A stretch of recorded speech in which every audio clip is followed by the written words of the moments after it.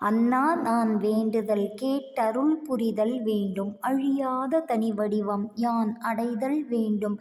கண்ணார நினை எங்கும் கண்டு வத்தல் வேண்டும். காணாத காட்சி எல்லாம் கண்டு கொள்ளல் வேண்டும். பன்னார நின்றனையே பாடியுறல் வேண்டும். பரமானந்தப் பெருங்கூத்தாடியிடல் வேண்டும். உன்னாடி உயிர்கள் உறும் துயர் தவிர்த்தல் வேண்டும். உனைப் பிரியாது உறுகின்ற உறவு அது வேண்டுவனே.